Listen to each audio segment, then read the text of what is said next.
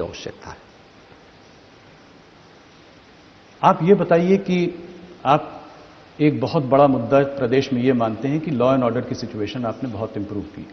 आप चुनाव का ये बड़ा भारी मुद्दा लेके, चाहे आप हों, चाहे प्रधानमंत्री हों, अमित शाह जी हों, सब लोग इसके बारे में बात करते हैं। कल ओवैसी जी पे गोली चल गई, उनके काफिले पे गोली चल गई, इसको आप कैसे देखते हैं? देखिए, हम लोकतंत्र में बैलेट पर विश्वास करते हैं, बुलेट पे नहीं।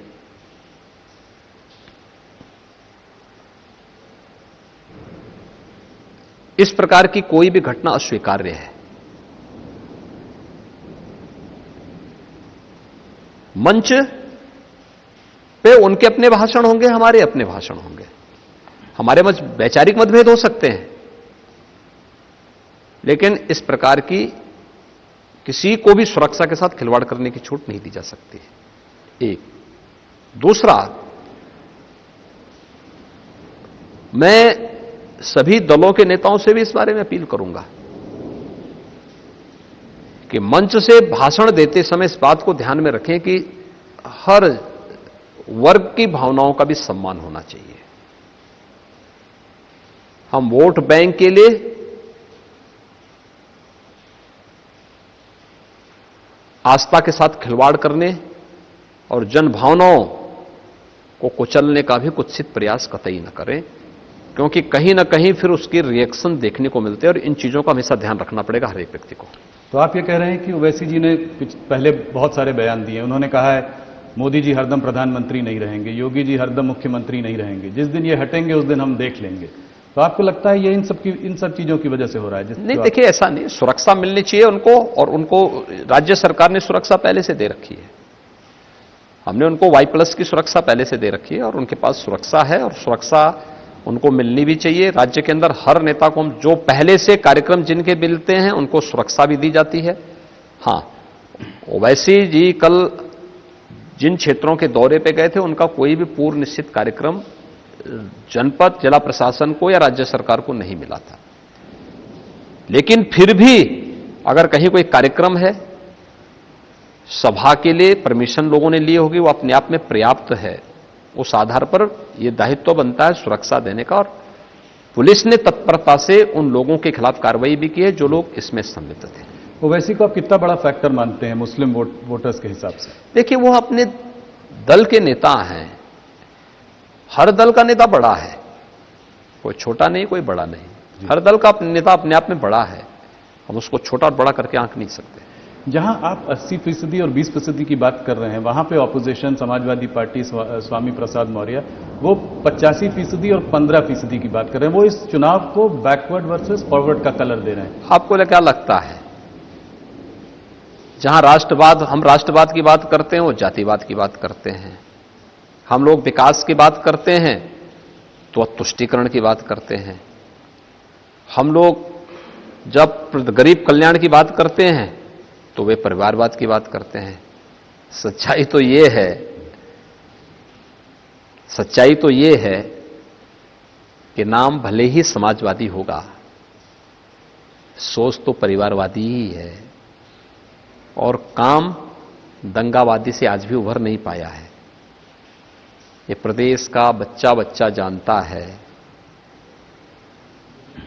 जिन लोगों की सोच कभी परिवार से ऊपर उठ करके नहीं जा पाई है, उन लोगों से आप ओबीसी समुदाय के कल्याण की बात करते हैं या अनुसूचित जाति के कल्याण की बात करते हैं, या उनसे आप किसी सामाजिक सौहार्द की अपेक्षा रखते हैं? ये सोच ही अपने आप में मुझे लगता है कि कोरी कल्पना के अलावा और कुछ नहीं। योगी जी, एक सवाल आपसे पूछना चाहूंगा। आप मोदी जी का स्लोगन रहा है सबका विकास, सबका साथ, सबका विकास, सबका विश्वास, सबका प्रयास। आप इसको दोहराते हैं, आप हर मंच से इस बात को कहते भी हैं। अगर आपने इतने कैंडिडेट्स अभी तक घोषित किए हैं, मगर मुसलमान कोई भी कैंडिडेट आपने घोषित अभी तक नहीं किया है। देखिए, तो आपसे मैं ये जानना चाहता हूं कि योगी आदित्यनाथ का मुसलमानों से क्या रिश्ता है? मेरा वही रिश्ता उनके साथ में है जो उनका रिश्ता मुझसे है।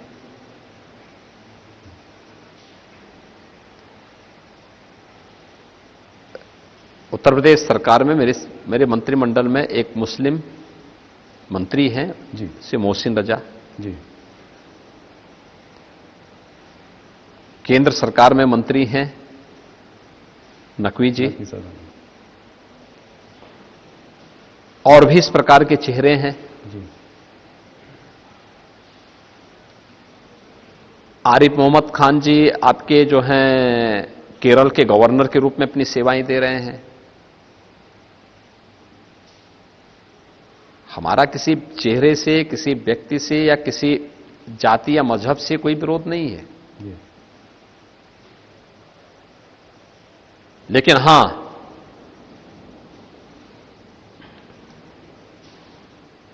जिसका विरोध भारत से है, भारतीयता से है, स्वाभाविक रूप से हमारा उससे विरोध होगा। तो भारत को प्यार करता है, हम उससे प्यार करते हैं। जो भारत के मूल्यों और सिद्धांतों में रसा बसा है, हम उसको हृदय से लगाते हैं, गले से लगाते हैं, सम्मान भी देते हैं। लेकिन ये चीज जरूर कि सबका साथ, सबका विकास ईमानदारी के साथ अगर किसी ने किया है आजादी के बाद, तो भारतीय जनता पार्टी की सरकार ने किया है। आप देख सकते हैं जो लोग गरीब कल्याण का नारा देते थे, गरीबी हटाओ का नारा देते थे, सामाजिक न्याय की बात करते थे, क्या उनका सामाजिक न्याय है? गरीबों की पेंशन को हड़प जाना, क्या यही सामाजिक न्याय है? गरीबों के आवास की योजना को लागू न करना, क्या यही सामाजिक न्याय है उनका? समाजवादी पार्टी की सरकार में कितना मकान मिला था गरीबों को? 18,000 जी मिला नहीं था, सैंक्शन हुए थे। जी और भारतीय जनता पार्टी की डबल इंजन की सरकार के समय 43.5 लाख यानी 43,50,000 से अधिक आवास उत्तर प्रदेश के गरीबों के बने हैं। इसमें अनुसूचित जाति, अनुसूचित जनजाति, अति पिछड़ी जाति और अन्य गरीबों की आवास, अल्पसंख्यक समाज से जुड़े हुए लोग भी हैं।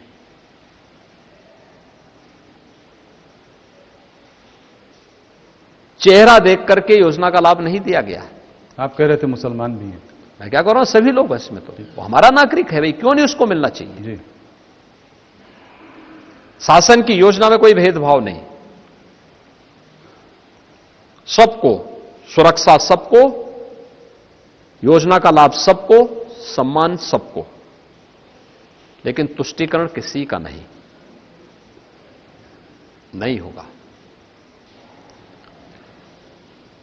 हम व्यवस्था को भारत के संविधान के अनुरूप चलाएंगे।